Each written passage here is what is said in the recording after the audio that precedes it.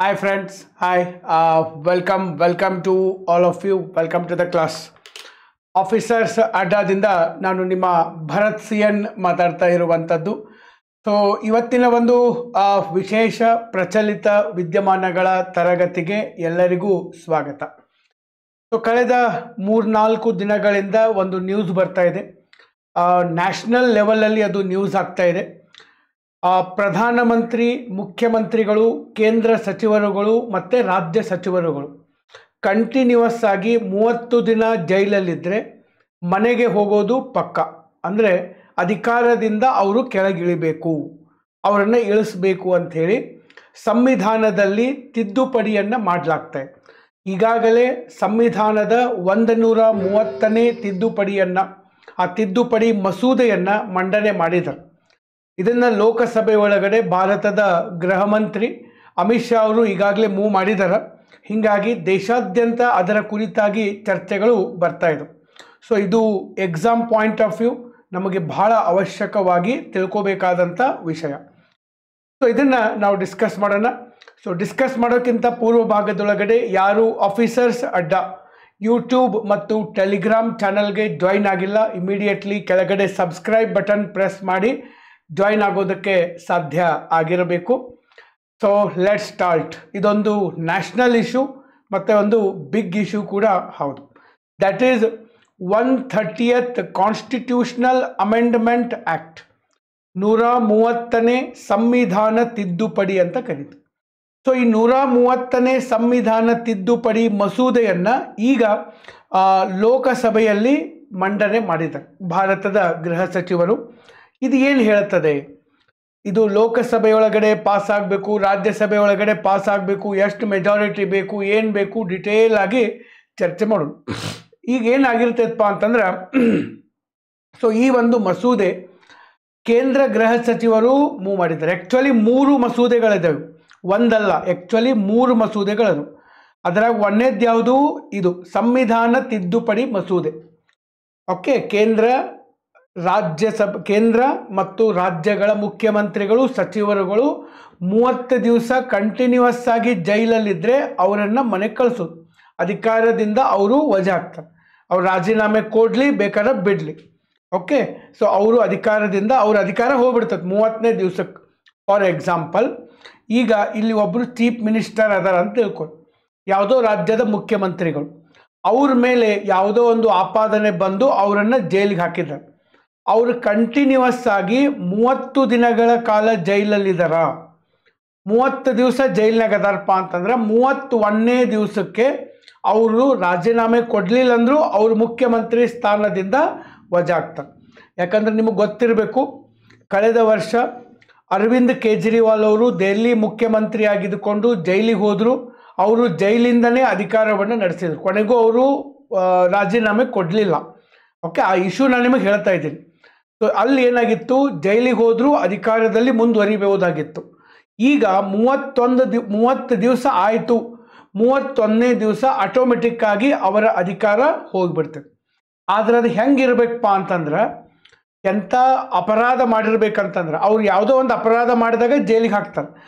ಆ ಅಪರಾಧ ಅದು ಯಾವುದೋ ಒಂದು ಅಪರಾಧ XYZ, ಅದು ಒಂದು ಭ್ರಷ್ಟಾಚಾರ ಮಾಡಿರ್ಬೋದು, ಒಂದು ಕೊಲೆ ಮಾಡಿರ್ಬೋದು, ದರೋಡೆ ಮಾಡಿರ್ಬೋದು, ಏನಾದರೂ ಒಂದು ಪಿತೂರಿ ಮಾಡಿರ್ಬೋದು, ಅಥವಾ ರಾಜ್ಯದ ಅಥವಾ ದೇಶದ್ರೋಹದ ಕೆಲಸ ಏನಾದ್ರು ಮಾಡಿರ್ಬೋದು, XYZ.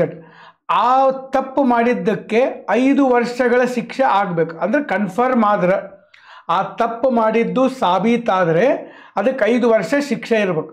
ಅಂಥ ತಪ್ಪು ಮಾಡಿ ಜೈಲಿಗೆ ಹೋದಂಥ ಮುಖ್ಯಮಂತ್ರಿಗಳಿರ್ಬೋದು, ರಾಜ್ಯದ ಸಚಿವರುಗಳಿರ್ಬೋದು, ಪ್ರಧಾನಮಂತ್ರಿಗಳಿರ್ಬೋದು, ಅಥವಾ ಕೇಂದ್ರದ ಮಂತ್ರಿಗಳಿರ್ಬೋದು, 5 ವರ್ಷ ಶಿಕ್ಷೆ ಇರುವಂತಹ ಅಪರಾಧ ಮಾಡಿ ಜೈಲಿಗೆ ಹೋಗಿದ್ದಾರೆ.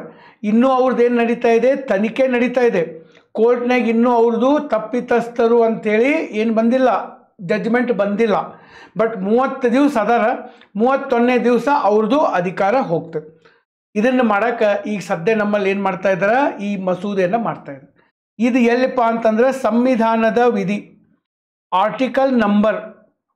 ಸಂವಿಧಾನದ ವಿಧಿ ಆರ್ಟಿಕಲ್ ನಂಬರ್ 75, ಇನ್ನೊಂದು ಆರ್ಟಿಕಲ್ ನಂಬರ್ 164. 75 ಮತ್ತು 164ಗೆ ತಿದ್ದುಪಡಿ ತರ್ತಾ ಇದ್ದಾರೆ. ಈ ಸಂವಿಧಾನದ 75ನೇ ವಿಧಿಗೆ ಯಾಕೆ ತಿದ್ದುಪಡಿ ತರ್ತಾ ಇದ್ದಾರೆ? ಪ್ರಧಾನಮಂತ್ರಿ, ಇದು ಕೇಂದ್ರ ಸರ್ಕಾರಕ್ಕೆ, ಪ್ರಧಾನಮಂತ್ರಿಗಳು ಪ್ಲಸ್ ಎಲ್ಲ ಸಚಿವರುಗಳು ಯಾರಾದರೂ ಹಂಗೆ ಜೈಲಿಗೆ ಹೋದರೆ 31ನೇ ದಿವಸ ಆಟೋಮೆಟಿಕ್ ಅವ್ರದ್ದು ಏನಾಗಿಬಿಡ್ತೈತಿ, ಪದವಿ ಹೋಗ್ಬಿಡ್ತೈತಿ. ಇದು ಅವರಿಗೆ ಅದನ್ನು ಚೇಂಜ್ ಮಾಡ್ಬೇಕು. 75ನೇ ವಿಧಿ ಚೇಂಜ್ ಮಾಡ್ಬೇಕು. 75ನೇ ವಿಧಿ ಸಂವಿಧಾನದಾಗ ಐತೆ. ಸಂವಿಧಾನದ 75ನೇ ವಿಧಿಗೆ ಬದಲಾವಣೆ ತರ್ತಾ ಇದ್ದಾರೆ. ಅದಕ್ಕೆ ಸಂವಿಧಾನ ತಿದ್ದುಪಡಿ, ಇದು ಒಂದು. ಎರಡನೇದು, ರಾಜ್ಯದಲ್ಲಿ ನಮ್ಮ ರಾಜ್ಯದ ಅಥವಾ ಯಾವುದೇ ರಾಜ್ಯದ ಮುಖ್ಯಮಂತ್ರಿಗಳು ಮತ್ತು ಸಚಿವರುಗಳು ಅವರೇನಾದರೂ ತಪ್ಪು ಮಾಡಿ ಜೈಲಿಗೆ ಹೋಗಿ ಇನ್ನೂ ವಿಚಾರಣೆ ನಡಿಬೇಕಾದಾಗ 30 ದಿವಸ ಜೈಲಲ್ಲಿದ್ದರು, 31ನೇ ದಿವಸ ಆಟೋಮೆಟಿಕ್ ಆಗಿ ಅವರ ಅಧಿಕಾರ ಹೋಗ್ಬಿಡ್ತದೆ. ಮತ್ತು ಅದು ಹೋಗ್ಬೇಕಂದ್ರೆ 164ನೇ ವಿಧಿಗೆ ತಿದ್ದುಪಡಿಯನ್ನು ತರಬೇಕು. ಓಕೆ, ಇದನ್ನು ತಿದ್ದುಪಡಿ ತರಕ ಮೊದಲೇದು ಕಾನ್ಸ್ಟಿಟ್ಯೂಷನಲ್ ಅಮೆಂಡ್ಮೆಂಟ್ ಆ್ಯಕ್ಟ್ ಅಂತ ಕರೀತಾರೆ. ಸಂವಿಧಾನ ತಿದ್ದುಪಡಿ ಮಸೂದೆ 130ನೇದು ಮಂಡನೆ ಮಾಡಿದ್ದಾರೆ. ಆಮೇಲೆ ಇಲ್ಲಿ ಇನ್ನೊಂದು ನೀವು ಕೇಳ್ಬೋದು, ಸರ್ ನೀವು ಹೇಳ್ತಾ ಇದ್ದೀರಿ ಈಗ ಯಾರೋ ಒಬ್ಬರು MLA ನೋ MP ನೋ CMO PM ಮಂತ್ರಿಗಳಿರ್ಬೋದು, ಯಾರೇ ಇರ್ಬೋದು, ಇವರು XYZ ತಪ್ಪು ಮಾಡಿದ್ದಾರೆ, ಯಾವುದೋ ತಪ್ಪು ಮಾಡಿದ್ದಾರೆ. ಆ ತಪ್ಪು ಮಾಡಿದ್ದು ಸಾಬೀತಾದ್ರೆ 5 ವರ್ಷ ಶಿಕ್ಷೆ ಇರಬೇಕು ಅಥವಾ 5 ವರ್ಷಕ್ಕಿಂತ ಹೆಚ್ಚಿನ ಶಿಕ್ಷೆ ಇರ್ಬೇಕು. ಅದಕ್ಕೆ ಅಂದ್ರೆ ಮಾತ್ರ 30 ದಿವಸ ಆದಮೇಲೆ ಅವ್ರ ಅಧಿಕಾರ ಹೋಗ್ತದೆ. ಅಕಸ್ಮಾತ್ ಅವ್ರು ಮಾಡಿದ ತಪ್ಪಿಗೆ 3 ವರ್ಷ ಶಿಕ್ಷೆ ಇದ್ರೆ ಸರ್ ಅವಾಗ ಹೆಂಗೆ? 5 ವರ್ಷಕ್ಕಿಂತ ಕಡಿಮೆ ಆಗ್ತಿದ್ದು. 3 ವರ್ಷ ಶಿಕ್ಷೆ, 4 ವರ್ಷ ಶಿಕ್ಷೆ ಇತ್ತಂದ್ರೆ ಅವ್ರು 6 ತಿಂಗಳು ಜೈಲಿನಾಗಿದ್ದರೂ ಚೀಫ್ ಮಿನಿಸ್ಟರ್ ಆಗಿ ಮುಂದುವರಿಬೋದು. ಅರ್ಥ ಆಗ್ತಾ ಇದೆ? ಈಗ ಫಾರ್ ಎಕ್ಸಾಂಪಲ್ ಯಾರೋ ಒಬ್ಬ ವ್ಯಕ್ತಿ ಮುಖ್ಯಮಂತ್ರಿ ಇದ್ದಾರೆ, ಒಂದು ರಾಜ್ಯದ ಮುಖ್ಯಮಂತ್ರಿ, ಅವರು ತಪ್ಪು ಮಾಡಿ ಜೈಲಿಗೆ ಹೋಗಿದ್ದಾರೆ. ಸೊ ಆ ತಪ್ಪು ಸಾಬೀತಾಗಬೇಕು, ವಿಚಾರಣೆ ನಡಿಬೇಕು, ವಾದ ವಿವಾದ ಸಾಕ್ಷಿ ಇವೆಲ್ಲ ನಿಮಗೆ ಗೊತ್ತದು. ಇದೆಲ್ಲ ಆಗಬೇಕಂದ್ರೆ ಸಾಕಷ್ಟು ಟೈಮ್ ಬೇಕು. ಆದರೆ ಆ ವ್ಯಕ್ತಿ ಮಾಡಿದ ತಪ್ಪು ಅಕಸ್ಮಾತ್ ಸಾಬೀತಾದರೆ ಅದಕ್ಕೆ ಮ್ಯಾಕ್ಸಿಮಮ್ 3 ವರ್ಷ ಶಿಕ್ಷೆ ಆಕ್ಕೈತಿ. 3 ವರ್ಷ ಶಿಕ್ಷೆ ಆಕ್ಕೈತಿ. ಈಗ ಅವ ಮುಖ್ಯಮಂತ್ರಿ ಅದಲ್ಲ, ಜೈಲಿಗೆ ಹೋಗಿದ್ದಾನೆ. ಜೈಲಿಗೆ ಹೋದ್ಮೇಲೆ ನಾವು 30 ದಿವಸ ಆದಮೇಲೆ 31ನೇ ದಿವಸಕ್ಕೆ ಹೋಗಂಗಿಲ್ಲ, ಮುಖ್ಯಮಂತ್ರಿ ಪದವಿ ಹೋಗಂಗಿಲ್ಲ. ಓಕೆ, 30 ದಿವಸ ಅಲ್ಲ, 3 ತಿಂಗಳಲ್ಲ, 6 ತಿಂಗಳು ಅವ್ರು ಜೈಲಿನಾಗಿದ್ದರೂ ಅಧಿಕಾರ ಜೈಲಿನಿಂದನೇ ಅವ್ರು ಮುಖ್ಯಮಂತ್ರಿಯಾಗಿ ಕೆಲಸ ಮಾಡ್ಬೋದು. ಯಾಕಂದ್ರೆ ಈ ತಿದ್ದುಪಡಿ ಏನು ಹೇಳ್ತಾ ಇದೆ, 5 ವರ್ಷಕ್ಕಿಂತ ಹೆಚ್ಚಿನ ಶಿಕ್ಷೆ ಇರ್ಬೇಕದು, ಅಂದ್ರೆ ಮಾತ್ರ ಇದು ಅಪ್ಲೈ ಆಗ್ತದೆ. ನಾ ಹೇಳೋದು ಅರ್ಥ ಆಗ್ತಾ ಇದೆ? ಓಕೆ. ಸೊ ಈಗ ಯಾರೇ ಇರ್ಬೋದು, MLA MP ಪ್ರಧಾನಮಂತ್ರಿ ಮುಖ್ಯಮಂತ್ರಿ, 5 ವರ್ಷಕ್ಕಿಂತ ಹೆಚ್ಚಿನ ಶಿಕ್ಷೆಯ ಒಂದು ಅಪರಾಧದಲ್ಲಿ ಸಿಕ್ಕಾಕೊಂಡಾಗ 30 ದಿವಸ ಜೈಲಲ್ಲಿದ್ದರೆ 31ನೇ ದಿವಸ ಅವ್ರದ್ದು ಅಧಿಕಾರ ಹೋಗ್ತದೆ. ಇದು ತಿದ್ದುಪಡಿ ಹೇಳ್ತದೆ. ಆಯ್ತು, ಈಗ ಒಬ್ಬ ಯಾರೋ ವ್ಯಕ್ತಿ ತಪ್ಪು ಮಾಡ್ಯಾನ, 5 ವರ್ಷಕ್ಕಿಂತ ಹೆಚ್ಚಿನ ಶಿಕ್ಷೆನೂ ಐತಿ, ಅವನು 30 ದಿವಸ ಏನಾತಪ್ಪ ಅಂತಂದ್ರೆ 30 ದಿವಸ ಜೈಲ್ನಾಗ ಅದಾನ. 31ನೇ ದಿವಸಕ್ಕೆ ಅವನದು ಅಧಿಕಾರ ಹೋಯ್ತು, ಯಾರೋ ಒಬ್ರು ಚೀಫ್ ಮಿನಿಸ್ಟರ್, 31ನೇ ದಿವಸಕ್ಕೆ ಅಧಿಕಾರ ಹೋಯ್ತು. ಆದ್ರೆ ಏನಾಕೈತಪ್ಪ ಅಂದ್ರೆ 32ನೇ ದಿವಸಕ್ಕೆ ಮಾರನೇ ದಿವಸನ ಅವಂಗೆ ಬೇಲ್ ಸಿಕ್ತು. ಈಗ ಅವ್ನು ಜೈಲ್ನಾಗ ಅದಾನ, 30 ದಿವಸ ಜೈಲ್ನಾಗ ಅದಾನ, 31ನೇ ದಿವಸಕ್ಕೆ ಅಧಿಕಾರ ಹೋಗ್ಬಿಡ್ತು ಆಟೋಮೆಟಿಕಲಿ. ಯಾಕಂದ್ರೆ ಈ ಸಂವಿಧಾನ ತಿದ್ದುಪಡಿ ಆಗಿ ಜಾರಿಗೆ ಬಂದರೆ 31ನೇ ದಿವಸಕ್ಕೆ ಅಧಿಕಾರ ಹೋಯ್ತು. ಅದಾದ್ಮೇಲೆ 32ನೇ ದಿವಸಕ್ಕೆ ಅವಂಗೆ ಬೇಲ್ ಸಿಗ್ತದೆ. ಬೇಲ್ ಸಿಕ್ಕ ಮೇಲೆ ಅವ ಏನು ಮಾಡ್ತಾನಪ್ಪ, ಜೈಲಿನಿಂದ ಹೊರಗೆ ಬರ್ತಾನೆ. ಸರ್ ಜೈಲಿನಿಂದ ಹೊರಗೆ ಬಂದ ಮೇಲೆ ಹೆಂಗೆ ಸರ್? ಜೈಲಿನಿಂದ ಹೊರಗೆ ಬಂದ ಮೇಲೆ ಅವರ ಪಾರ್ಟಿ ಒಪ್ಕೊಂಡ್ರೆ, ನಮ್ಮಲ್ಲಿ ಇಲ್ಲೆಲ್ಲ ಹೈಕಮಾಂಡ್ ಪದ್ಧತಿಗಳಿದು, ಹೈಕಮಾಂಡು ಎಲ್ಲ ಒಪ್ಕೊಂಡ್ರೆ ಅವನು 33ನೇ ದಿವಸದಿಂದ ಮತ್ತೆ ಮುಖ್ಯಮಂತ್ರಿ ಆಗಬಹುದು. ಓಕೆ, ಸೊ ಹಿಂಗೆ ಈ ಒಂದು ಸಂವಿಧಾನ ತಿದ್ದುಪಡಿಯನ್ನು ಮಾಡ್ತಾ ಇದ್ದಾರೆ. ಬಟ್ ಇದು ಎಷ್ಟದು ಪಾಸ್ ಆಕೈತಿ ಇಲ್ಲ ಅದ್ರ ಬಗ್ಗೆ ನಾನು ಹೇಳ್ತೀನಿ. ಆದರೆ ರೂಲ್ಸ್ ಹಿಂಗದು, 30ನೇ ದಿವಸಕ್ಕೆ ಅವನದು ಕಂಪ್ಲೀಟ್ ಆಯ್ತು, 31ನೇ ದಿವಸಕ್ಕೆ ಪದವಿ ಹೋಯ್ತು, 32ನೇ ದಿವಸಕ್ಕೆ ಬೇಲ್ ಸಿಕ್ತಂದ್ರೆ ಬೇಲ್ ಮೇಲೆ ಹೊರಗೆ ಬಂದ ಅವನೇನು ಮಾಡ್ಬೋದು ಸರ್, ಮತ್ತೆ ಅಧಿಕಾರದಲ್ಲಿ ಮುಂದುವರಿಬೋದು. ಯಾಕಂದ್ರೆ ಮುಖ್ಯಮಂತ್ರಿ ಮಾಡೋದು ಜನರ ಕೈಯಲ್ಲಿಲ್ಲ, ಪಾರ್ಟಿಯವ್ರು ಮಾಡ್ತಾರೆ. ಎಲ್ಲ MLAಗಳು MPಗಳು ಬಲ ಅದರ ಮೇಲೆ ಡಿಪೆಂಡ್ ಇರ್ತದೆ. ಓಕೆ, ಮುಖ್ಯಮಂತ್ರಿ ಯಾರು ಬೇಕಾದವರು ಆಗ್ಬೋದು. ಓಕೆ, MLA MP ಆಗೋದು ಮಾಡೋದು ಜನರ ಕೈಯಾಗಿ ಇರ್ತೈತೆ ಅಷ್ಟೆ. ಸೊ ಈಗ ಗೊತ್ತಾತ, 33ನೇ ದಿವಸ ಅವನು ಜೈಲಿನಿಂದ ಹೊರಗಡೆ ಬಂದ ಅಂತಂದ್ರೆ ಮತ್ತೆ ಅಧಿಕಾರದಲ್ಲಿ ಬರಬಹುದು. ಓಕೆ, ಇದು ಈಗ ಸದ್ಯ ಮಾಡಕ್ಕೆ ಹೋಗ್ತಾ ಇರುವಂಥ ಸಂವಿಧಾನದ ತಿದ್ದುಪಡಿ. ಓಕೆ, ಒಂದನೇದು ಒಟ್ಟ 3 ಮಸೂದೆಗಳನ್ನು ಮಂಡನೆ ಮಾಡಿದ್ದಾರೆ. ಯಾರು? ಕೇಂದ್ರ ಗೃಹ ಸಚಿವರು ಅಮಿತ್ ಶಾ ಅವರು 3 ಮಸೂದೆಗಳು. ಒಂದನೇದು ನಿಮಗೆ ಗೊತ್ತಾಯ್ತು, chief minister, prime minister okay, ಅಥವಾ ಬೇರೆ ಬೇರೆ ಮಿನಿಸ್ಟರ್ 30 ದಿವಸಕ್ಕಿಂತ ಹೆಚ್ಚು ಜೈಲಿನಾಗಿದ್ದರೆ ಹೋಗ್ತೈತೆ. ಅದು ಎಂಥ ಅಪರಾಧಗಳು? ಆ ಅಪರಾಧಕ್ಕೆ 5 ವರ್ಷಕ್ಕಿಂತ ಹೆಚ್ಚಿನ ಶಿಕ್ಷೆ ಇರಬೇಕು. ಓಕೆ, ಅವರು ಅಧಿಕಾರ ಕಳ್ಕೊತಾರೆ. 31ನೇ ದಿವಸಕ್ಕೆ ಅಧಿಕಾರ ಕಳ್ಕೊಂಡು 32ನೇ ದಿವಸಕ್ಕನ ಅವ್ರಿಗೆ ಬೇಲ್ ಸಿಕ್ತು, ಅಥವಾ 33ನೇ ದಿವಸಕ್ಕೆ ಸಿಕ್ತು, ಅಥವಾ 6 ತಿಂಗಳು ಬಿಟ್ಟು ಸಿಕ್ತು, ಒಟ್ಟು ಜೈಲಿನಿಂದ ಹೊರಗಡೆ ಬಂದ ಮೇಲೆ ಮತ್ತು ಚೀಫ್ ಮಿನಿಸ್ಟ್ರು ಆಗ್ಬೋದು. ಇದು ಪ್ರಧಾನಮಂತ್ರಿಯವರಿಗೂ ಅನ್ವಯ ಆಗ್ತದೆ ಸರ್. ಓಕೆ, ಇದು ಒಂದು.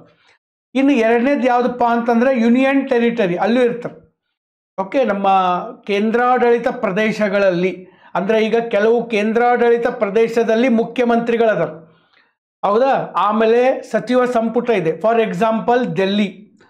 ಈಗ ಡೆಲ್ಲಿ ಬಗ್ಗೆ ಯಾರು ಹೇಳ್ತಾರಪ್ಪ? ಇಲ್ಲಿ ನೋಡ್ರಿ, ಇಲ್ಲಿ ಏನಪ್ಪ ಅಂದ್ರೆ ಆರ್ಟಿಕಲ್ 75 75ನೇ ವಿಧಿ 164ನೇ ವಿಧಿಗೆ ಸಂವಿಧಾನ ತಿದ್ದುಪಡಿ ತರ್ತಾ ಇದ್ದಾರೆ. ಇನ್ನು ಡೆಲ್ಲಿ, ಈಗ ಡೆಲ್ಲಿ ಒಳಗೆ 70 ವಿಧಾನಸಭಾ ಸೀಟ್ಗಳದು. 70 ವಿಧಾನಸಭಾ ಸೀಟುಗಳು, ಅದರಾಗ 6 ಮಂದಿ ಮಿನಿಸ್ಟರ್ಗಳು ಪ್ಲಸ್ ಒಬ್ಬರು ಚೀಫ್ ಮಿನಿಸ್ಟರ್, ಟೋಟಲ್ 7 ಮಂತ್ರಿಮಂಡಲದ ಸೈಜ್ 10% ಐತಿ. ಸೊ ಡೆಲ್ಲಿ ಒಳಗೆ ಹೆಂಗೆ ಮತ್ತು ಡೆಲ್ಲಿಗೆ ಬಗ್ಗೆ ನಮ್ಮ ಸಂವಿಧಾನದಲ್ಲಿ 1991ರಾಗ ದೆಹಲಿಯ ಬಗ್ಗೆ ಸಂವಿಧಾನಾತ್ಮಕವಾಗಿ ಅದಕ್ಕೊಂದು ರೂಪುರೇಷೆ ಕೊಟ್ಟರು, ಹೌದಾ? ಸೊ ಎದ್ರ ಒಳಗಡೆ ಯಾವ ವಿಧಿ? Article number 239AA. ನೋಡು, ನೆನ್ಪಿಟ್ಕೋರಿದು. ನಮ್ಮ ದೆಹಲಿಯ ಬಗ್ಗೆ ಸಂವಿಧಾನದಲ್ಲಿ ಎಲ್ಲಿ ಉಲ್ಲೇಖವಾಗಿದೆ? Article number 239AA. ಈ 239AA 1991ರಾಗ ತೊಗೊಂಬಂದ ದೆಹಲಿ ಇನ್ಮೇಲೆ ಅದೊಂದು ನ್ಯಾಷನಲ್ ಕ್ಯಾಪಿಟಲ್ ಟೆರಿಟರಿ, ರಾಷ್ಟ್ರೀಯ ರಾಜಧಾನಿ ಪ್ರದೇಶ. ಅದಕ್ಕೊಬ್ಬರು ಲೆಫ್ಟಿನೆಂಟ್ ಗವರ್ನರ್ ಇರ್ತಾರ ಅಥವಾ ಲುಟಿನೆಂಟ್ ಗವರ್ನರ್ ಇರ್ತಾರ. ಅಲ್ಲಿ ಮಂತ್ರಿಮಂಡಲ ಇರ್ತತಿ, ಒಬ್ಬರು ಚೀಫ್ ಮಿನಿಸ್ಟರ್ ಇರ್ತಾರ. ಓಕೆ, ಚೀಫ್ ಮಿನಿಸ್ಟರು ಮಂತ್ರಿಮಂಡಲದ ಸಲಹೆ ಮೇರೆಗೆ ಕೆಲಸ ಮಾಡ್ತಾರ. ಯಾವುದೇ ಬಿಲ್ಗಳನ್ನು ಪಾಸ್ ಮಾಡಿದ್ರೆ ಅಸೆಂಬ್ಲಿ ಒಳಗಡೆ ಅದನ್ನು ನಮ್ಮ ಲುಟಿನೆಂಟ್ ಗವರ್ನರು ಸೈನ್ ಮಾಡಬೇಕು, ಬಿಲ್ಲು ಕಾಯ್ದೆಯಾಗಿ ಜಾರಿಗೆ ಬರಬೇಕಂದ್ರೆ. ಹೀಗೆಲ್ಲ ಒಂದು ರೂಪುರೇಷವನ್ನು ಮಾಡಿದರು ಡೆಲ್ಲಿಗೆ. ಮತ್ತೀಗ ಡೆಲ್ಲಿಗೂ ಅನ್ವಯ ಆಗ್ಬೇಕಲ್ಲ. ಈಗ ಡೆಲ್ಲಿನ ಭಾಳ ಓಕೆ ನ್ಯೂಸ್ನಾಗ ಐತಿ. ಅರವಿಂದ್ ಕೇಜ್ರಿವಾಲ್ ಸಾಹೇಬರು ಜೈಲಿಗೆ ಹೋಗಿ ಅದ ಮತ್ತು ನ್ಯೂಸ್ನಾಗ ಐತಿ. ಅದರ ಸಂಬಂಧ ಮಾಡ್ಯಾರಂತ ನಾ ಹೇಳ್ತಾ ಇಲ್ಲ. ಮತ್ತೆ ಓಕೆ, ಡೆಲ್ಲಿ ಸಂಬಂಧ ಮಾಡಿದಾರೋ, ತಮಿಳ್ನಾಡು ಸಂಬಂಧ ಮಾಡಿದಾರೋ, ಮತ್ತು ಯಾರು ಸಂಬಂಧ ಮಾಡಿದಾರೋ ಗೊತ್ತಿಲ್ಲ. ಆದರೆ ಒಟ್ಟು ಇದು ಮಾಡಿದ್ದಾರೆ. ಮತ್ತೀಗ ಡೆಲ್ಲಿಗೂ ಅಪ್ಲೈ ಆಗ್ಬೇಕಲ್ಲ. ನಾಳೆ ಡೆಲ್ಲಿ ಚೀಫ್ ಮಿನಿಸ್ಟರ್ ಏನಾದರೂ ಜೈಲಿಗೆ ಹೋದರೆ, ಅವರು 30 ದಿವಸ ಜೈಲಿನಾಗಿದ್ದರೆ, ಆ ಅಪರಾಧಕ್ಕೆ 5 ವರ್ಷಗಳಿಗಿಂತ ಹೆಚ್ಚಿನ ಶಿಕ್ಷೆ ಇದ್ದರೆ ಮತ್ತು ಅವ್ರನ್ನ ವಜಾ ಮಾಡ್ಬೇಕಲ್ಲ.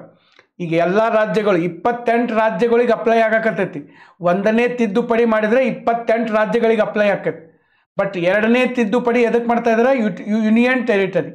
ಡೆಲ್ಲಿ ಒಳಗೆ, ಪುದುಚೇರಿ ಒಳಗೆ, ಅಲ್ಲೂ ಚೀಫ್ ಮಿನಿಸ್ಟರು ಮಂತ್ರಿಮಂಡಲ ಐತಿ, ಮತ್ತು ಅವ್ರಿಗೂ ಇದು ಅಪ್ಲೈ ಆಗಬೇಕಲ್ಲ. ಅದಕ್ಕೆ ಆರ್ಟಿಕಲ್ 239AA ಮಾಡ್ತಾ ಇದ್ದಾರೆ. ಇದನ್ನು ಬಿಟ್ಟು ಇನ್ನೊಂದು UT ಐತಿಪ್ಪ, ಸ್ಪೆಷಲ್ UT. ಇದು 2019ರಾಗ ಯೂನಿಯನ್ ಟೆರಿಟರಿ ಬಂದೈತೆ ನಮ್ಮಲ್ಲಿ. ಯಾವುದು? ಜಮ್ಮು ಆ್ಯಂಡ್ ಕಾಶ್ಮೀರ್. ಸೊ ಈ ಜಮ್ಮು ಆ್ಯಂಡ್ ಕಾಶ್ಮೀರ್ ಐತಲ್ಲ, ಅವ್ರಿಗೂ ಒಂದು ಮಾಡ್ತಾ ಇದ್ದಾರೆ. ಅಂದರೆ ಒಟ್ಟೆ ಈಗ ಎಷ್ಟಪ್ಪ ಅಂತಂದ್ರೆ ಇದು 1, ಇದು 2, 3 ಮಸೂದೆಗಳದಾವ. 3 ಮಸೂದೆಗಳದಾವ. ಇವು 2 ಇದೇನಪ್ಪ ಅಂದರೆ ಇದು ಸಂವಿಧಾನಾತ್ಮಕ ತಿದ್ದುಪಡಿ, 130ನೇ ಸಂವಿಧಾನಾತ್ಮಕ ತಿದ್ದುಪಡಿ. ಇವು ಕೂಡ ಸಂವಿಧಾನಾತ್ಮಕ ತಿದ್ದುಪಡಿಗಳೇ ಇವು. ಆದ್ರೆ ಇಲ್ಲಿ ನೋಡ್ರೆ ನಿಮಗೆ ಗೊತ್ತಾಕೈತಿ ಏನಾಕೈತಪ್ಪ ಅಂತಂದ್ರೆ, ಈಗ ಇಲ್ಲೇ ನೀವು ತಿಳ್ಕೊಬೋದು, ಭಾಳ ಈಸಿ ಐತಿ. 1ನೇ ಸಂವಿಧಾನ ತಿದ್ದುಪಡಿ ಮಾಡಿದ್ರೆ ಚೀಫ್ ಮಿನಿಸ್ಟರ್ಗಳಿಗೆಲ್ಲ ಅಪ್ಲೈ ಆಕೈತಿ. ನಮ್ಮ ಭಾರತ ದೇಶದಲ್ಲಿ 28 ರಾಜ್ಯಗಳದು. 28 ರಾಜ್ಯಗಳಿಗೆ ಅಪ್ಲೈ ಆಗಬೇಕಿದೆ ಅಂಥ ಸಂವಿಧಾನ ತಿದ್ದುಪಡಿ. ಈಗ ಇವೆರಡು ಏನದಾವ? 2ನೇ ಮಸೂದೆಗಳು. 3 ಮಸೂದೆ ಮಂಡನೆ ಆಗಿದ್ದವು. ಇವೆರಡು ಏನದಾವಪ್ಪ ಅಂದ್ರೆ ಕೇಂದ್ರಾಡಳಿತ ಪ್ರದೇಶಗಳಿಗೆ ಸಂಬಂಧಪಟ್ಟಿದ್ದು. ಕೇಂದ್ರಾಡಳಿತ ಪ್ರದೇಶಗಳು ಅಂದ್ರೆ ಇವು ಸಂವಿಧಾನ ತಿದ್ದುಪಡಿನ, ಬಟ್ ಇವು ಬರೀ ಕೇಂದ್ರಾಡಳಿತ ಪ್ರದೇಶ. ಅಂದ್ರೆ ನೀವು ತಿಳ್ಕೋಬೇಕು, ಇವು 2 ಏನದಾವಲ್ಲ ಸರ್, ಇದು 1ನೇದ್ದು 368ನೇ ವಿಧಿ ಒಳಗಡೆ ಸಂವಿಧಾನ ತಿದ್ದುಪಡಿ ಆಗ್ತದೆ. Okay, constitutional amendment has to be takes place under article number 368 ಒಳಗಡೆ ಆಗ್ತೈತಿ. ಇಲ್ಲೇ 2/3 ಸ್ಪೆಷಲ್ ಮೆಜಾರಿಟಿ ಬೇಕು. ಇವೆರಡು ಸಿಂಪಲ್ ಮೆಜಾರಿಟಿ ಒಳಗೆ ಆಗಿಬಿಡ್ತಾವೆ ಇವು. ಯಾಕಂದ್ರೆ ಕೇಂದ್ರ ಸರ್ಕಾರಕ್ಕೆ ಸಂಬಂಧಪಟ್ಟಿದ್ದು, ಕೇಂದ್ರಾಡಳಿತ ಪ್ರದೇಶಗಳು ಎಲ್ಲ ಕೇಂದ್ರ ಪಟ್ಟಿ ಸಂಬಂಧಪಟ್ಟಿದ್ದು ವಿಷಯಗಳು. ಅಲ್ಲೇನು ಭಾಳ ನಮಗೆ ರಾಜ್ಯಗಳ ಒಪ್ಪಿಗೆ ಅದು ಬೇಕಾಗಿಲ್ಲ. ಸಿಂಪಲ್ ಮೆಜಾರಿಟಿ ಒಳಗೆ ಮುಗಿದು ಹೋಗ್ಬಿಡ್ತೈತೆ, ಅಲ್ಲಿ ಪಾರ್ಲಿಮೆಂಟ್ದಾಗ ಮುಗಿತೈತಿ. ಆದರೆ ಇವು 2 ಏನದಾವಲ್ಲ ಸರ್, ಇದು ಮೊದಲೇದ್ದೇನೈತಲ್ಲ, ಇದಕ್ಕೆ ಸ್ಪೆಷಲ್ ಮೆಜಾರಿಟಿ ಬೇಕು. ಸಂವಿಧಾನದಲ್ಲಿ ವಿಶೇಷ ಪಾರ್ಲಿಮೆಂಟ್ ಒಳಗಡೆ ಸಂಸತ್ತಿನ ವಿಶೇಷ ಬಹುಮತ ಬೇಕು. 50% ಪ್ರೆಸೆಂಟ್ ಆ್ಯಂಡ್ ವೋಟಿಂಗ್ ಇರಬೇಕು, 2/3 ಮೆಜಾರಿಟಿ ಇರಬೇಕು. ಎಲ್ಲಿ? ಲೋಕಸಭೆ, ರಾಜ್ಯಸಭೆ. ಇದಾದ ಮೇಲೆ ನಮ್ಮ ಭಾರತ ದೇಶದ ಅರ್ಧಕ್ಕಿಂತ ಹೆಚ್ಚು ರಾಜ್ಯದ ವಿಧಾನಸಭೆಗಳು ಸರಳ ಬಹುಮತದಿಂದ ಅಂಗೀಕಾರ ಮಾಡಬೇಕು. ಇದಂತೂ ಈಗ ಆಗುವುದಿಲ್ಲ. ನಾನು ಅಗದಿ ಸ್ಪಷ್ಟ ಹೇಳ್ತೇನೆ ಸರ್, ಅದ್ರಾಗ ಏನು ಡೌಟೇ ಇಲ್ಲ. ಯಾಕಂತಂದರೆ ಈಗ ಸದ್ಯ ಇದನ್ನು ಮಾಡಿದ್ದು BJP ಗೌರ್ಮೆಂಟ್ ಮಾಡ್ತಾ ಇದೆ. BJP ಗೌರ್ಮೆಂಟ್ ಮಾಡ್ತಾ ಇದೆ. ಲೋಕಸಭೆ ಒಳಗಡೆ 545 ಸೀಟ್ನಾಗ ಅವ್ರ ಕಡೆ 293 ಅದಾವ. 2/3 ಮೆಜಾರಿಟಿ ಇಲ್ಲ ಅವ್ರ ಕಡೆ. ಲೋಕಸಭೆಯಲ್ಲೂ ಇಲ್ಲ, ರಾಜ್ಯಸಭೆಯಲ್ಲೂ ಇಲ್ಲ. ಹಾಗಾಗಿ ಈ 130ನೇ ಸಂವಿಧಾನ ತಿದ್ದುಪಡಿ ಮಸೂದೆ ಆಗುವುದಿಲ್ಲ. Technically I am speaking. Okay, technically ಅವ್ರಿಗೆ ಇದನ್ನು ಮಾಡೋಕ್ಕಾಗೋದಿಲ್ಲ. 2/3 ಮೆಜಾರಿಟಿ ಬೇಕು. ಅಷ್ಟು ಮೆಜಾರಿಟಿ ಅಂತೂ ಅವ್ರ ಕಡೆ ಇಲ್ಲ. ಓಕೆ, ಇದು ಒಂದು ನಿಮಗೆ ಕ್ಲಿಯರಾಗಿ ಇರಲಿ. ಸೊ ಈಗ 130ನೇ ಸಂವಿಧಾನ ತಿದ್ದುಪಡಿ ಮಸೂದೆ ಯಾವುದಾದ್ರು ಈಗ ನಾ ಹೇಳಿದ್ನಲ್ಲ, 75ನೇ ವಿಧಿ ಒಂದಿದೆ, 164 ಆರ್ಟಿಕಲ್ 239AA. ಒಂದು ಪ್ರಧಾನಮಂತ್ರಿ ಮಂತ್ರಿಮಂಡಲ ಅವ್ರಿಗೆ ಸಂಬಂಧ 164 ಕೇಂದ್ರ ರಾಜ್ಯದಲ್ಲಿ ಮುಖ್ಯಮಂತ್ರಿ ಮಂತ್ರಿಮಂಡಲ. ಆಮೇಲೆ ಸಂವಿಧಾನದ 239ನೇ NCT ಅಂದರೆ ನ್ಯಾಷನಲ್ ಕ್ಯಾಪಿಟಲ್ ಟೆರಿಟರಿ. ಆಮೇಲೆ ಇನ್ನೊಂದು ಹೇಳಿದೆ, ಈಗ ಕೇಂದ್ರ ಸರ್ಕಾರದಲ್ಲಿ ಮಂತ್ರಿ ಅಥವಾ ಪ್ರಧಾನಮಂತ್ರಿ 30 ದಿವಸಕ್ಕೂ ಹೆಚ್ಚು ಜೈಲ್ನಾಗಿದ್ದರೆ ಅವ್ರದ್ದು ಆಟೋಮೆಟಿಕ್ ಏನಾಕೈತಿ, ಅಧಿಕಾರ ಹೋಗ್ತದೆ. ಅದನ್ನ ಯಾರು ರದ್ದುಪಡಿಸ್ತಾರ? ಕೇಂದ್ರದಲ್ಲಿ ರಾಷ್ಟ್ರಪತಿಯವರು ರದ್ದುಪಡಿಸ್ಬೇಕು, ರಾಜ್ಯದಲ್ಲಿ ರಾಜ್ಯಪಾಲರು ರದ್ದುಪಡಿಸ್ಬೇಕು, ಕೇಂದ್ರಾಡಳಿತ ಪ್ರದೇಶದಲ್ಲಿ ಲೆಫ್ಟಿನೆಂಟ್ ಗವರ್ನರ್ ಅಥವಾ ಲೆಫ್ಟಿನೆಂಟ್ ಗವರ್ನರ್ ಅಂತ ಇರ್ತಾರೆ, ಅವರು ಅದನ್ನು ರದ್ದುಪಡಿಸ್ಬೇಕು. ಓಕೆ, ಇನ್ನು ಆ ತೆಗೆದುಹಾಕುವ ಷರತ್ತು ನಾನು ನಿಮಗೆ ಈಗಾಗಲೇ ಹೇಳಿದೆ ಸರ್. ಓಕೆ, ಅವ್ನ ಬಂಧನದಲ್ಲಿಟ್ಟಾಗ ಇವರು ಅದನ್ನ ಪದಚ್ಯುತಿಗೊಳಿಸ್ತಾರೆ. ಇನ್ನು ನೆಕ್ಸ್ಟು ಕೇಂದ್ರಾಡಳಿತ ಪ್ರದೇಶಕ್ಕೂ ಕೂಡ ಅಪ್ಲೈ ಆಗ್ತದೆ. ಇದರ ಜೊತೆಗೆ ಆಗ ನಿಮಗೆ ನಾವು ಒಂದು ಪಾಯಿಂಟ್ ಹೇಳಿದೆ, ಬಿಡುಗಡೆಯಾದ ನಂತರ 30 ದಿವಸ ಆದಮೇಲೆ ಅಧಿಕಾರ ಹೋಯಿತು, ಹೋದ್ಮೇಲೆ ಬಿಡುಗಡೆ ಆಕ್ಕತ್ತೆ.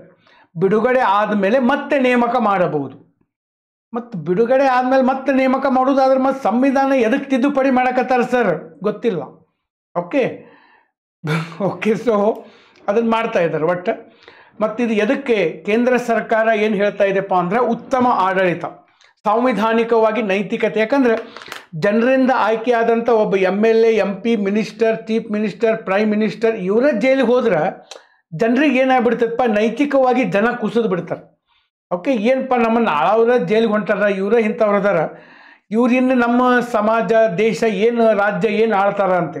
ಹಂಗೆ ಜನರಿಗೆ ಮನಸ್ಸಿಗೆ ನೋವು ಆಗಬಾರ್ದು, ಹಂಗಂತೇಳಿ ನಾವು ಇದನ್ನು ಮಾಡ್ತಾ ಇದ್ದೀವಿ ಅಂತ ಹೇಳ್ತಾ ಇದ್ದಾರೆ. ಬಟ್ ವಿಪಕ್ಷಗಳು ಹೇಳ್ತಾ ಇದ್ದಾರೆ, ವಿರೋಧ ಪಕ್ಷಗಳು ಭಾಳ ವಿರೋಧವನ್ನು ವ್ಯಕ್ತಪಡಿಸ್ತಾ ಇದ್ದಾರೆ. ಏನಪ್ಪ ಅಂತಂದ್ರೆ ಸರ್, ಈ ಮಸೂದೆಗಳು ಸೂಪರ್ ಎಮರ್ಜೆನ್ಸಿಯನ್ನು ಕ್ರಿಯೇಟ್ ಮಾಡ್ತಾ ಇದ್ರು.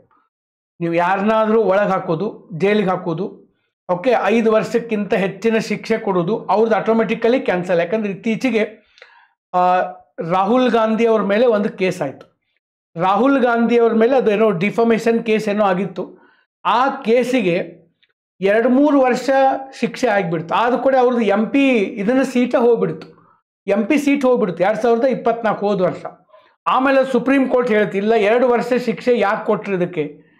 ಓಕೆ, 2 ವರ್ಷ ಶಿಕ್ಷೆ ಕೊಡುವಂಥ ಅವಶ್ಯಕತೆ ಇರಲಿಲ್ಲ, ಯಾಕೆ ಇಷ್ಟು ಕೊಟ್ಟರು, ಯಾಕೆ ಸರ್ ಏನೋ ಬಹುಶಃ ಆ ಹುದ್ದೆಯಿಂದ ಕೆಳಗಿಳಿಸೋ ಹುನ್ನಾರ ಇರಬಹುದು ಅಂತೆ.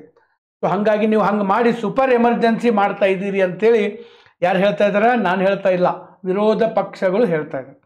ಮತ್ತು ಇನ್ನೊಂದು, ಈಗ ಒಬ್ಬ ವ್ಯಕ್ತಿ chief minister, prime minister, MP, MLA ಅದು ಏನೋ ತಪ್ಪು ಮಾಡಿದ್ದಾರೆ ಅಂಥೇಳಿ ಆ ವ್ಯಕ್ತಿ ಜೈಲಿಗೆ ಹೋಗ್ತಾರೆ. ಸರ್ ಜೈಲ್ನಾಗ ಅದಾನಂತಂದ್ರೆ ಅವನು ಅಪರಾಧಿ ಅಲ್ಲ, ಬರೀ ಆರೋಪಿ.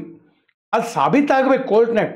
ಕೋರ್ಟಲ್ಲಿ ಸಾಬೀತಾಗೋಕ್ಕಿಂತ ಮೊದಲೇ ಇವ್ರು ಹೆಂಗೆ ಶಿಕ್ಷೆ ಕೊಡ್ತಾರ ಇದನ್ನು ಕೇಳ್ತಾ ಇದ್ದಾರೆ. ಈಗ ಮಸೂದೆ ಯಾರು ಮಾಡ್ತಾ ಇದ್ದಾರೆ? ಎಕ್ಸಿಕ್ಯೂಟಿವ್ ಮಂತ್ರಿಗಳೆಲ್ಲ ಎಕ್ಸಿಕ್ಯೂಟಿವ್ನ ಬರ್ತಾರೆ. ಓಕೆ, ಕಾರ್ಯಾಂಗ, ಶಾಸಕಾಂಗ ಅಂದರೆ MLA, MPಗಳು ಬರ್ತಾರೆ. MLA, MPಗಳು ಶಾಸಕಾಂಗ, MLA, MP ಇದ್ಕೊಂಡ ಮಿನಿಸ್ಟರ್ ಆದರೆ ಕಾರ್ಯಾಂಗ, ನ್ಯಾಯಾಂಗ ಅಂತೂ ಸಪ್ರೇಟ್. ಈಗ ಕಾರ್ಯಾಂಗದವರೇ ನ್ಯಾಯಾಂಗದ ಥರ ತೀರ್ಪು ಕೊಡತ್ತಾರೆ. 30 ದಿವಸ ನೀ ಜೈಲ್ನಾಗಿದ್ದರೆ ನಿನ್ನ ಮುಖ್ಯಮಂತ್ರಿ ಪದವಿ ಹೋತು, 30 ದಿವಸ ನೀ ಜೈಲ್ನಾಗಿದ್ದರೆ ನಿನ್ನ ಪ್ರಧಾನಮಂತ್ರಿ ಪದವಿ ಹೋತು. ನೀ ಯಾರಪ್ಪ ಹೇಳೋಕ್ಕೆ? ಓಕೆ, ಅದು ಪ್ರೂವ್ನೂ ಆಗಿಲ್ಲ ಇನ್ನೂ. ನಾಳೆ ಯಾರೋ ಸುಳ್ಳು ಅಲಿಗೇಷನ್ ಕೊಡ್ತಾರೆ, ತೊಗೊಂಡೋಗಿ ಅವ್ರನ್ನ ಕೋರ್ಟ್ನಾಗ ಜೈಲ್ನಾಗ ಹಾಕ್ತಾರೆ. 30 ದಿವಸ ಆದ ಕೂಡ ಅವ್ನು ಇಳಿಸಿಬಿಡ್ತಾರೆ ಕೆಳಗೆ, ಮುಗಿದ ಹೋತು. ಹಂಗೆ ಆಗಬಹುದು. ಓಕೆ, ಅದಕ್ಕೆ ಕಾರ್ಯಾಂಗದವರು ನ್ಯಾಯಾಂಗದಂಗೆ ತೀರ್ಪು ಕೊಡಾಕತ್ತಾರೆ ಯಾಕೆ ಅಂತ ಅವ್ರು ಕೇಳ್ತಾ ಇದ್ದಾರೆ.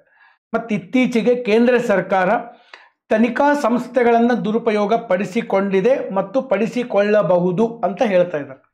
ಯಾಕಂದ್ರೆ ಇಡಿ, ಓಕೆ, ಇಡಿ, IT, ಆಮೇಲೆ CBI ಇವನ್ನೆಲ್ಲ ಕೇಂದ್ರ ಸರ್ಕಾರ ದುರ್ಬಳಕೆ ಮಾಡಿಕೊಂಡಂಥ ಬಹುತೇಕ ಉದಾಹರಣೆಗಳು ಇದಾವೆ. ಸೊ ಇನ್ನು ಮುಂದೆ ಹಂಗೆ ಮಾಡಬಹುದು ಅಂತ ಅವರು ವಿರೋಧ ಪಕ್ಷದವರು ಹೇಳ್ತಾ ಇದ್ದಾರೆ. ಯಾಕಂದ್ರೆ ಸುಪ್ರೀಂ ಕೋರ್ಟ್ ಭಾಳಷ್ಟು ಬಾರಿ ಹೇಳಿದೆ. ಇತ್ತೀಚೆಗಂತೂ ಇಡಿ ಅವ್ರಿಗೆ ಭಾಳ ತಾಕೀತು ಮಾಡ್ತಾ ಇದ್ದಾರೆ. ಕೇಜ್ರಿವಾಲ್ ಕೇಸಲ್ಲಂತೂ ಸರ್ ಇಡಿ ಅವರಿಗೆ ಸಾಬೀತು ಮಾಡೋಕ್ಕೆ ಆಗಲಿಲ್ಲ. ಕೊನೆಗೆ ಸುಪ್ರೀಂ ಕೋರ್ಟ್ ಸ್ಪೆಷಲ್ ಬೇಲ್ ಮೇಲೆ ಹೊರಗಡೆ ಬಿಟ್ಟರು. ಓಕೆ, ಇಡಿ ಅವರಿಗೆ ಚಿಮಾರಿ ಹಾಕಿದರು. CBI ಅಂತೂ ವಿಶ್ವಾಸ ಉಳಿದಿಲ್ಲ ಆ ಸಂಸ್ಥೆ ಮೇಲೆ. CBI ಪಂಜರದ ಗಿಣಿ, ಇಟ್ಸ್ ಅ ಕೇಜ್ಡ್ ಪ್ಯಾರೆಟ್. ಎಷ್ಟು ಸಲ ಹೇಳಿದಾರೋ CBIದವ್ರಿಗೆ ಮುಗ್ದ ಹೋಯ್ತು. ಎಲ್ಲರೂ ಸರ್ ಒಂದೇ ಸರ್ಕಾರ ಅಂತ ಹೇಳ್ತಾ ಇಲ್ಲ. NDA ಇರ್ಬೋದು, UPA ಇರ್ಬೋದು, ಈಗ ಇಂಡಿಯಾ ಒಕ್ಕೂಟ ಅಂತ ಮಾಡ್ಕೊಂಡಿದ್ದಾರೆ. ಕಾಂಗ್ರೆಸ್, BJP ಯಾರೇ ಅಧಿಕಾರದಲ್ಲಿದ್ದಾಗೂ ಕೂಡ ತನಿಖಾ ಸಂಸ್ಥೆಗಳನ್ನು ದುರುಪಯೋಗ ಮಾಡಿಸಿಕೊಂಡು ಸುಪ್ರೀಂ ಕೋರ್ಟ್ ಕಡೆಯಿಂದ ಚೀಮಾರಿ ಹಾಕಿಸಿಕೊಂಡಂಥ ಉದಾಹರಣೆಗಳು ಇದಾವೆ. ಯಾವುದೇ ಪಕ್ಷಗಳು ಇರ್ಬೋದು, irrespective of any political party. So ಹೀಗಾಗಿ ವಿಪಕ್ಷಗಳು ಏನು ಮಾಡ್ತಾ ಇದ್ದಾವೆ, ಇದು ಮಸೂದೆ ತಪ್ಪಿದೆ, ಇದು ಮಸೂದೆ ಸರಿ ಇಲ್ಲ, ನಮ್ಮ ಮೇಲೆ ದಬ್ಬಾಳಿಕೆ ಮಾಡ್ತಾ ಇದ್ದಾರ ಅಂತ.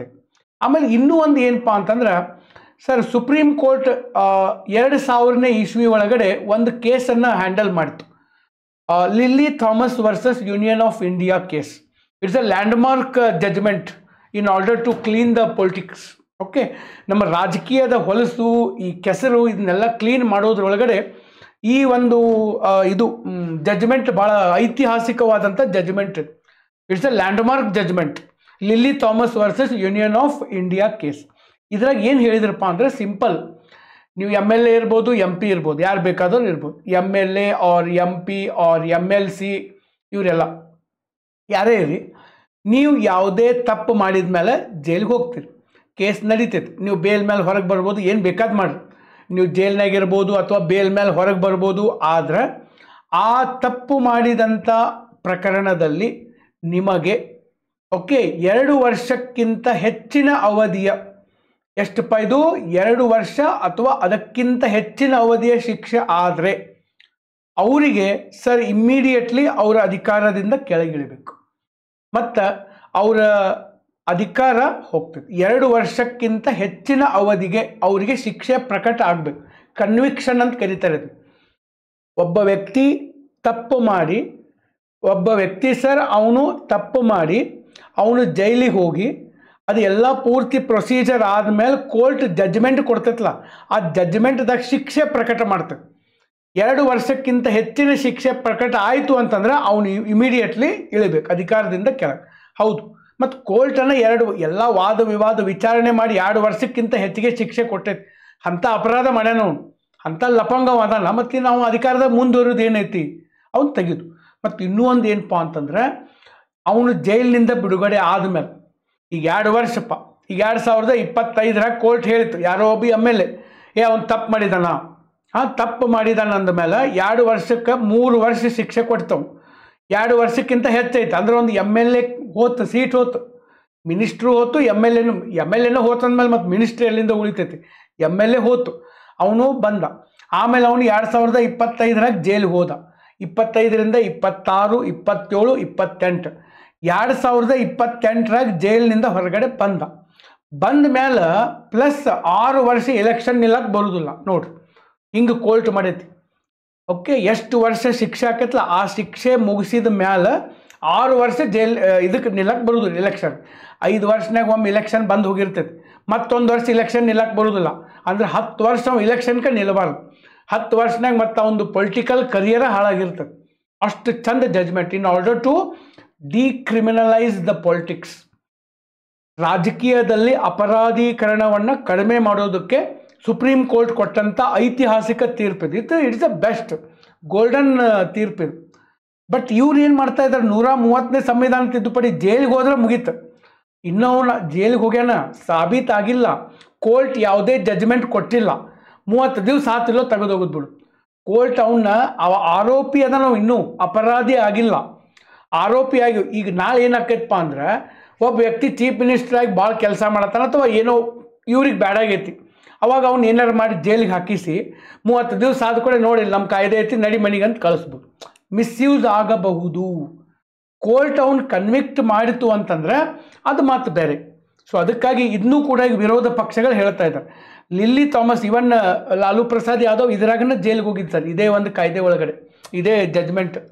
Okay, representation of people act 1951 ತಿದ್ದುಪಡಿ ತೊಗೊಂಬಂದ್ರೆ Lily Thomas versus union of India case, best landmark judgement ಇದು ಬೇರೆ.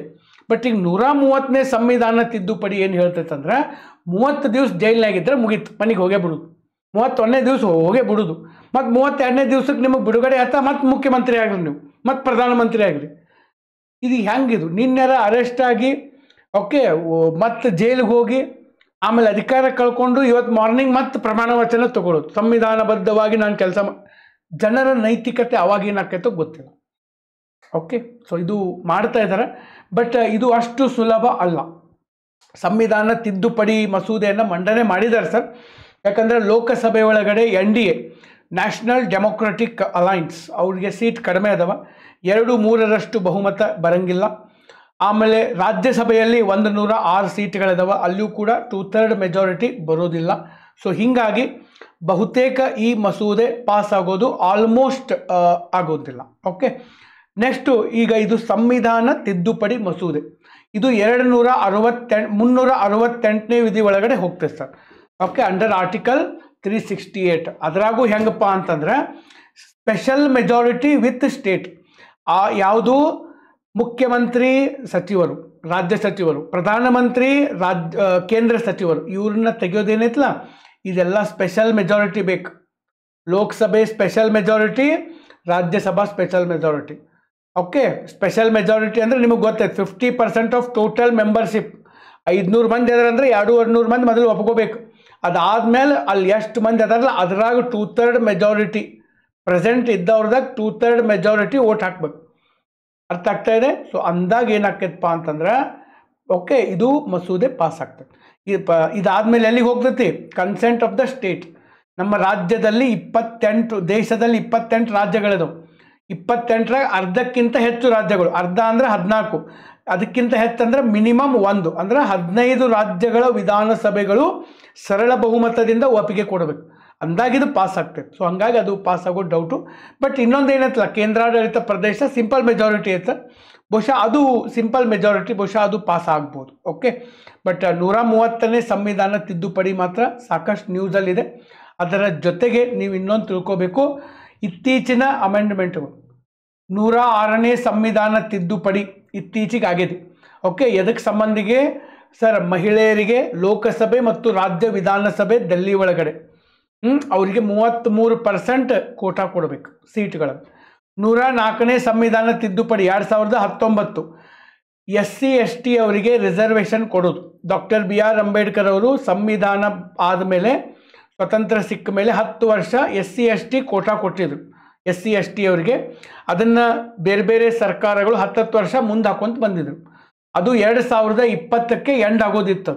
10 ವರ್ಷ 2020ಕ್ಕೆ SC/ST ಅವರಿಗೆ ಮೀಸಲಾತಿ ಬಂದಾಗೋದಿತ್ತು. ಅದನ್ನು ನರೇಂದ್ರ ಮೋದಿಯವರ ಸರ್ಕಾರ 104ನೇ ಸಂವಿಧಾನ ತಿದ್ದುಪಡಿ ಮಾಡಿ 10 ವರ್ಷ ಮುಂದೆ ಹಾಕಿದ್ರು. 2030 ತನಕ ಹಾಕಿದ್ರು. ಅದು 104ನೇ ಸಂವಿಧಾನ ತಿದ್ದುಪಡಿ. 105ನೇದು ಯಾವುದಪ್ಪ ಅಂತಂದ್ರೆ ಇದು state power to identify OBC. ಆಯಾ ರಾಜ್ಯದಲ್ಲಿ ಇರ್ತಕ್ಕಂಥ ಸಮುದಾಯಗಳನ್ನು OBC ಒಳಗಡೆ ಸೇರ್ಪಡೆ ಮಾಡುವ ಅಧಿಕಾರ ರಾಜ್ಯಗಳಿಗೆ ಕೊಟ್ಟಿದ್ದಾರೆ. ಇಲ್ಲಿವರೆಗೂ ಆಗೈತೆ. ಇಲ್ಲಿವರೆಗೆ 106 ಸಂವಿಧಾನ ತಿದ್ದುಪಡಿಗಳಾಗಿದ್ದಾವೆ.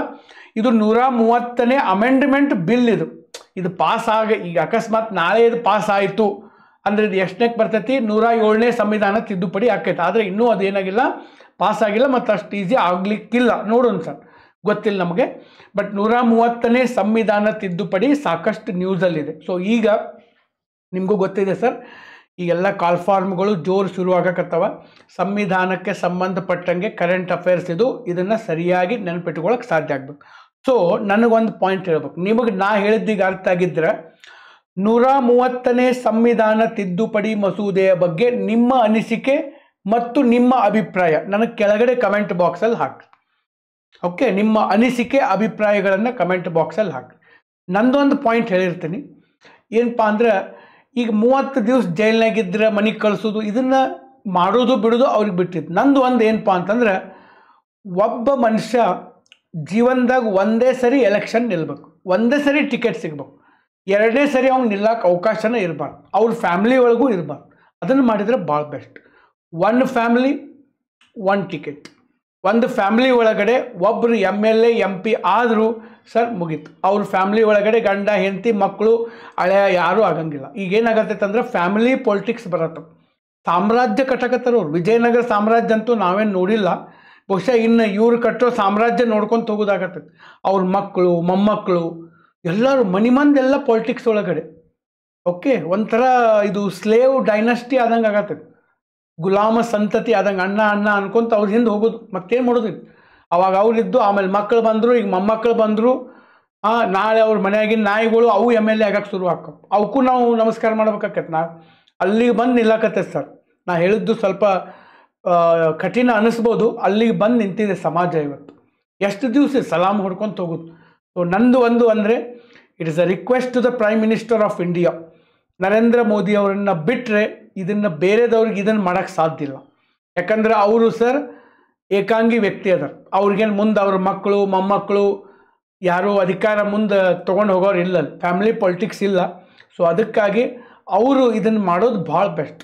ನನ್ನ ಪ್ರಕಾರ ಇದನ್ನು ಮಾಡಿದರೆ ಸರ್ ಅದು ಇಡೀ ದೇಶ ಎಷ್ಟು ವರ್ಷ ಅವ್ರನ್ನ ನೆನೆಸ್ತಾರೋ ನಂಗೆ ಗೊತ್ತಿಲ್ಲ. ಉಳಿದಿದ್ದನ್ನು ಬೇಕಾದ್ ಮಾಡ್ಬೋದು. ಇನ್ನು ಬೇರೆ ಭಾಳ ಜನ ಪ್ರೈಮ್ ಮಿನಿಸ್ಟರ್ ಆಗ್ಬೋದು, ತಿದ್ದುಪಡಿ ಮಾಡ್ಬೋದು, ಬಂದೇ ಬರ್ತಾರೆ ಮತ್ತೆ. ಓಕೆ, ಮಾಡ್ತಾರೆ. ಆದರೆ ಈ ಕೆಲಸ ಏನೈತಲ್ಲ, 1 ಫ್ಯಾಮ್ಲಿ 1 ಟಿಕೆಟ್, 1 ಟಿಕೆಟ್ ಕೊಟ್ಟರೆ ಮುಗೀತು, ಮತ್ತೊಮ್ಮೆ ಇಲೆಕ್ಷನ್ ನಿಲ್ಲಕ್ಕೆ ಬರೋಂಗಿಲ್ಲ. ಹಂಗನ್ನ ಮಾಡಿಬಿಡು. ಇದನ್ನು ಮಾಡುವಂಥ ಒಂದು ಸಾಧ್ಯತೆಗಳು ನರೇಂದ್ರ ಮೋದಿಯವ್ರ ಕಡೆ ಇದಾವೆ. ಇದನ್ನು ಮಾಡಿದರೆ ಬೆಸ್ಟ್ ಅಂತ ನನಗೆ ಅನ್ನಿಸ್ತದೆ. ಓಕೆ, 1 ಫ್ಯಾಮ್ಲಿ 1 ಟಿಕೆಟ್ 1 ಟೈಮ್ ಮುಗೀತು. ಆಮೇಲೆ ಎಲೆಕ್ಷನ್ ನಿಲ್ಲಂಗಿಲ್ಲ, ಆ ಫ್ಯಾಮ್ಲಿ ಒಳಗೆ ಯಾರೂ ನಿಲ್ಲಂಗಿಲ್ಲ. ಓಕೆ, ಸೊ ಅದು ನನ್ನ ಒಂದು ಅಭಿಪ್ರಾಯ. ನಿಮ್ಮ ಅಭಿಪ್ರಾಯ ಏನಿದೆ ನನಗೆ ಕಮೆಂಟ್ ಬಾಕ್ಸಲ್ಲಿ ತಿಳಿಸ್ರಿ. ಪೊಲಿಟಿಕಲಿ ತೊಗೋಬೇಡ್ರಿ, ದೇಶದ ಹಿತದೃಷ್ಟಿಯಿಂದ ನನಗೆ ಅನಿಸಿದ್ದು. ಓಕೆ, ಸೊ ಬಟ್ ಜನ ಏನು ತೀರ್ಮಾನ ಮಾಡ್ತಾರೆ ಅದು ಮತ್ತೆ ಆಗೋದನ್ನೇ. ಓಕೆ, ಜನ ಯಾರಿಗಾರ ಓಟ್ ಹಾಕೊಳ್ರಕ್ಕಾದ್ರೆ ಅಟ್ಲೀಸ್ಟ್ ಇದನ್ನೊಂದು ಮಾಡಬೇಕು. ಅಟ್ಲೀಸ್ಟ್ ಪ್ರೈಮ್ ಮಿನಿಸ್ಟರ್ ಆಗಲಿಲ್ಲ ಅಂದರೂ ಸರ್ ಸುಪ್ರೀಂ ಕೋರ್ಟರ ಮಾಡಬೇಕು. ಸುಪ್ರೀಂ ಕೋರ್ಟ್, ಓಕೆ, ಸುಪ್ರೀಂ ಕೋರ್ಟಲ್ಲಿ ಭಾಳ ಬುದ್ಧಿವಂತರದಾರ, ಅವ್ರಿಗೆ ಇವೆಲ್ಲ ಗೊತ್ತಿರ್ತವೆ. ಸೊ ದಯವಿಟ್ಟು ಇನ್ನೊಂದು ಮಾಡಿದರೆ ಸರ್ ಆ ಸುಪ್ರೀಂ ಕೋರ್ಟ್ ಯಾರು ಮುಖ್ಯ ನ್ಯಾಯಮೂರ್ತಿಗಳದಾರಲ್ಲ ಅವ್ರನ್ನ ಜನ ನೆನೆಸ್ತಾರೆ. ಓಕೆ, ಸೊ ಅದು ನನ್ನ ಒಂದು ಅಭಿಪ್ರಾಯ. Okay, 2026 master plan for IAS. Sir ಮುಂದಿನ ವರ್ಷ UPSC ಪರೀಕ್ಷೆ ಬರೆಯೋರಿಗೆ ಸುಮಾರು 10 ತಿಂಗಳ ಕಾಲ ಸರ್ ನಿಮಗೆ ಎಲ್ಲ ಪ್ರಿಲಿಮ್ಸ್ ಮೇನ್ಸ್ ಟೆಸ್ಟ್ ಸಿರೀಸು ಯಾವ ರೀತಿಯಾಗಿ ನೀವು ಸಿಲೆಬಸ್ ಕವರ್ ಮಾಡಬೇಕು, ಡೈಲಿ ವೀಕ್ಲಿ ಮಂತ್ಲಿ ಮತ್ತು ಇಯರ್ಲಿ ಪ್ಲ್ಯಾನ್ ಹಾಕಿ ಕೊಟ್ಟಿದ್ವಿ. ಈಗಾಗಲೇ ದಿಕ್ಸೂಚಿ ಅಂತಲೇ ಒಂದು ವಿಡಿಯೋ ಮಾಡಿದ್ದೀನಿ ನಾನು. ಆ ವಿಡಿಯೋ ತಪ್ಪಲ್ಲೇ ನೋಡಿರಿ. ಓಕೆ, ರೆಗ್ಯುಲರ್ ಆಗಿ ಟೆಸ್ಟ್ಗಳಿರ್ತಾವೆ, ನೀವು ಓದಬೇಕು. ನೀವು ಎಷ್ಟು ಓದಬೇಕು ಆ ಕ್ಲಾಸ್ಗಳು ನಿಮಗೆ ಕೊಡ್ತೀವಿ ನಾವು. ಪ್ರಿಲಿಮ್ಸ್ ಮೇನ್ಸ್ ರೆಕಾರ್ಡೆಡ್ ಕ್ಲಾಸ್ ಇರ್ತವೆ, ನೀವು ಓದಬೇಕು, ಟೆಸ್ಟ್ ಕೊಡ್ತೀವಿ, ಟೆಸ್ಟ್ ಬರೀಬೇಕು. ಅದರಾಗ ಏನು ಬರಿಬೇಕಾಗಿತ್ತು, ನೀವೇನು ಬರೆದಿರಿ, ಡಿಟೇಲ್ಡ್ ಆನ್ಸರ್ ಶೀಟ್ ಇರ್ತವೆ, ಚೆಕ್ ಮಾಡ್ಕೋಬೇಕು, ಮತ್ತೆ ಓದಬೇಕು, ಮತ್ತೆ ಬರಿಬೇಕು. ಪ್ರತಿ ಶನಿವಾರ 10 ತಿಂಗಳ ಕಾಲ ನನ್ನ ಕ್ಲಾಸ್ಗಳಿರ್ತವೆ. ನಿಮಗೆ ಡೌಟ್ ಕ್ಲಿಯರಿಂಗ್ ಸೆಷನ್ ಇರ್ಬೋದು, ಹಿಂದೂ ನ್ಯೂಸ್ ಪೇಪರಲ್ಲಿ ಬಂದಂಥ ಆರ್ಟಿಕಲ್ಗಳಿರ್ಬೋದು. ಸೊ ಇಂಥವನ್ನೆಲ್ಲ ನಾವಲ್ಲಿ ಡಿಸ್ಕಸ್ ಮಾಡ್ತಾ ಹೋಗುವಂಥದ್ದು. IAS ಮಾಡುವಂಥ ವಿದ್ಯಾರ್ಥಿಗಳಿಗೆ ದಿಕ್ಕು ತೋಚುವಂತಹ ದಿಕ್ಸೂಚಿ ಬ್ಯಾಚ್. ಯಾಕಂದರೆ ಕೆಲವು ಜನ ಸರ್ ಕೋಚಿಂಗ್ ತೊಗೊಂಡ ಮೇಲೂ ಕೇಳ್ತಾರೆ ಯಾವ ಪುಸ್ತಕ ಓದಲಿ, ನಾಳೆ ಏನು ಓದಲಿ, ನಾಳೆ ಏನು ಓದಲಿ ಅನ್ನೋದ್ರಾಗ 6 ತಿಂಗಳು ಹೋಗಿರ್ತದೆ. ಹಂಗೆ ನಿಮಗೆ ಟೈಮ್ ವೇಸ್ಟ್ ಆಗಿದ್ದರೆ, ಪ್ಲ್ಯಾನ್ ಮಾಡ್ಕೊಳಕ್ಕೆ ಸರಿಯಾಗಿ ಬಂದಿರಲಿಲ್ಲ ಅಂದರೆ ಅವರಿಗೆ ಮಾತ್ರ ಈ ಬ್ಯಾಚ್. ಓನ್ಲಿ ಸೀರಿಯಸ್ ಆಸ್ಪಿರೆಂಟ್, ಸುಮ್ಮನೆ ಎಲ್ಲರಿಗೂ ಅಲ್ಲ. ಓಕೆ, ಮತ್ತು ಅದಕ್ಕೆ ಫೀಸೂ ಸ್ವಲ್ಪ ಜಾಸ್ತಿ ಇದೆ. ಹೊರಗಡೆ ಲಕ್ಷ ಗಂಟಲೆ ಇದೆ ಸರ್, ಇಲ್ಲಿ ಭಾಳ ಕಡಿಮೆ ಇದೆ. ಬಟ್ ಉಳಿದಿದ್ದಕ್ಕೆ ಕಂಪೇರ್ ಮಾಡಿದ್ರೆ ನಾವು ಹೆಚ್ಚಿಟ್ಟು, ಯಾಕಂದರೆ ಸ್ವಲ್ಪ ಅದು ಸರ್ ಸೀರಿಯಸ್ ಆಸ್ಪಿರೆಂಟ್ ಬರಲಿ ಅಂತ. ಯಾಕಂದ್ರೆ ಇದ್ರಾಗ ನಮ್ಮದು ಎಫರ್ಟ್ ಭಾಳ ಇದೆ. ಮೇನ್ಸು ಪ್ರಿಲಿಮ್ಸು 10 ತಿಂಗಳು ಟೆಸ್ಟ್ ಸಿರೀಸ್ ಮಾಡಬೇಕು, ಅದು IAS ಲೆವೆಲ್ ಕ್ವಶನ್ಸ್ ಎಲ್ಲ. ಸೊ ಅದಕ್ಕಾಗಿ ಸೀರಿಯಸ್ ಇದ್ದವ್ರು ಮಾತ್ರ ಅದನ್ನು ನೀವು ಅಫೋರ್ಡ್ ಮಾಡ್ಬೋದು. Personal guidance and mentorship programme. ಯಾಕಂದರೆ ಈಗ ಸರ್ ಬರೀ ಅದು ಎಲ್ಲರಿಗೂ ಹೇಳೋ ಮುಂದೆ ನಾವು ಒಂದು ಕೋಚಿಂಗ್ ತೊಗೊಂಡ್ರೆ ಆಗಂಗಿಲ್ಲ. ಪ್ರತಿಯೊಬ್ಬರಿಗೂ ಡಿಫ್ರೆಂಟ್ ಪ್ರಾಬ್ಲಮ್ ಇರ್ತವೆ. ನಾನು ಅದಕ್ಕೆ ಅವ್ರ ಜೊತೆ ಗೂಗಲ್ ಮೀಟು ಇಟ್ಕೋತಾ ಇದ್ದೀನಿ. ಗೂಗಲ್ ಮೀಟ್ ಮಾಡಿ ಡಿಸ್ಕಷನ್ ಮಾಡಿ ಅವ್ರಿಗೆ ಏನು ಪ್ರಾಬ್ಲಮ್ ಆಗ್ತಾಯಿದೆ, ಹೆಂಗೆ ಸಾಲ್ವ್ ಮಾಡಬೇಕು, ಇದೆಲ್ಲ ಡಿಸ್ಕಸ್ ಮಾಡುವಂಥದ್ದು. ಯಾರಿಗೆ ಅವಶ್ಯಕತೆ ಇದೆ ನಮ್ಮ ಆಫೀಸ್ ನಂಬರ್ಗೆ ಕಾಲ್ ಮಾಡಿ ನೀವು ಕೇಳ್ಬೋದು. ಅದಕ್ಕಿಂತ ಮೊದಲು ದಿಕ್ಸೂಚಿ ಅಂತಲೇ ಒಂದು ವಿಡಿಯೋ ಇದೆ, ಅದನ್ನು ನೀವು ನೋಡೋಕ್ಕೆ ಸಾಧ್ಯ ಆಗಿರ್ಬೇಕು. ಆಗಸ್ಟ್ 30 ಲಾಸ್ಟ್ ಡೇಟ್ ಇದೆ.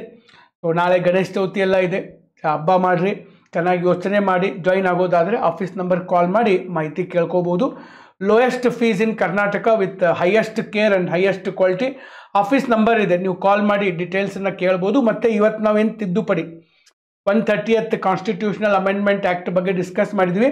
ಇದರ ಪೂರ್ತಿ PDF ನಾನೀಗ ಸದ್ಯ ನಮ್ಮ ಆಫೀಸರ್ಸ್ ಅಡ್ಡ ಟೆಲಿಗ್ರಾಮ್ ಚಾನಲ್ದಾಗ ಹಾಕಿರ್ತೀನಿ, ಇಲ್ಲೈತೆ ನೋಡಿ, ಜಾಯಿನ್ ಆಗಿರಿ. ಮತ್ತು ಇಂಥವು ಇನ್ನೂ ಭಾಳಷ್ಟು ವೀಡಿಯೋಗಳು ಬರ್ತಾ ಇದ್ದಾವೆ ಈಗ. ಸೊ ಅವೆಲ್ಲ ನಿಮಗೆ ಸಿಗಬೇಕಪ್ಪ ಅಂತಂದ್ರೆ ಯಾರು ಸಬ್ಸ್ಕ್ರೈಬ್ ಮಾಡಿಲ್ಲ ಸಬ್ಸ್ಕ್ರೈಬ್ ಮಾಡ್ಕೊಳ್ಳೋಕೆ ಸಾಧ್ಯ ಆಗಿರಬೇಕು. ತಮ್ಮ ಅನಿಸಿಕೆ ಅಭಿಪ್ರಾಯ ಈ ವಿಡಿಯೋದ ಬಗ್ಗೆ ನೀವು ಕೆಳಗಡೆ ಕೊಡಬೇಕು. ಮತ್ತು ಪೊಲಿಟಿಕಲಿ ಬೇಡ, ನಾನ್ ಪೊಲಿಟಿಕಲ್ ಆಗಿ ದೇಶದ ಹಿತದೃಷ್ಟಿಯಿಂದ ಥಿಂಕ್ ಮಾಡಿ ಅವು ಇರಬೇಕು. ಮೆಚ್ಯೂರ್ಡ್ ಆನ್ಸರ್ಗಳು ಕಮೆಂಟ್ಗಳು ಇರಲಿ. ಸೊ ಈ ವಿಡಿಯೋ ನಿಮಗೆ ಲೈಕ್ ಆಗಿದ್ದರೆ ಫುಲ್ ಜೋಶ್ನಾಗ ಒಂದು ಸರಿ ಲೈಕ್ ಬಟನ್ ಪ್ರೆಸ್ ಮಾಡೋಕ್ಕೆ ಸಾಧ್ಯ ಆಗಿರಬೇಕು. ತಮ್ಮ ಅಮೂಲ್ಯ ಸಮಯವನ್ನು ಕೊಟ್ಟು ಈ ಒಂದು ವಿಡಿಯೋ ನೋಡಿದ್ದಕ್ಕಾಗಿ ಎಲ್ಲರಿಗೂ ಧನ್ಯವಾದಗಳು. So thank you very much. Wish you all the very best. Thank you all. God bless you all. Thank you.